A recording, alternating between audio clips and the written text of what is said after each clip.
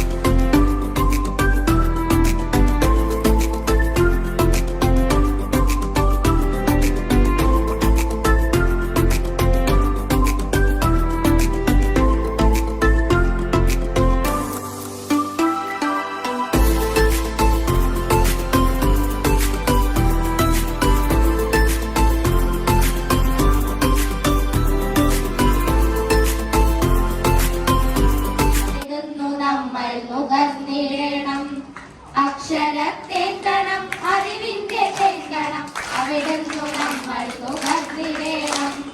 വായിക്കണം, നമ്മൾ വായിക്കണം.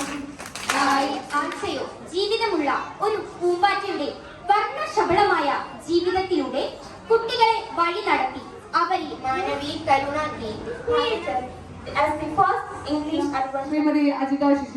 വായനയിലൂടെയും ഡിജിറ്റൽ വായനയിലൂടെയും വായിച്ചു വളർന്ന് ഭാരതത്തിന്റെ അഖണ്ഡതയും സംസ്കാരവും ഉയർത്തുവാൻ വേണ്ട പ്രവർത്തനങ്ങളിൽ സജീവമായി പങ്കുചേരും. തീവ്രവാദത്തിനും മതമൗലികവാദത്തിനുമെതിരെ അതിക്രമങ്ങൾ തുടങ്ങിയവയ്ക്കെതിരെ ചിന്തിക്കുകയും പ്രവർത്തിക്കുകയും ചെയ്യും. വിനാശകരമായി വളർന്നു വരുന്ന അഴിമതിയും അനീതിയും തുടച്ചു നീക്കുവാൻ കഴിയുന്ന വിധം പരിശ്രമിക്കും. നിലനിർത്താൻ പൂർണ്ണമായി പ്രയത്നിക്കുകയും ചെയ്യും. നമ്മുടെ അമൂല്യ സമ്പത്തായ സൗരോർജം, ശുദ്ധജലം, പരിസ്ഥിതി ഉപയോഗപ്പെടുത്തും. എന്റെ രാജ്യത്തെ ലോകരാഷ്ട്രങ്ങളുടെ മുൻപന്തിയിൽ എത്തിക്കാൻ വേണ്ട പ്രവർത്തനങ്ങളിൽ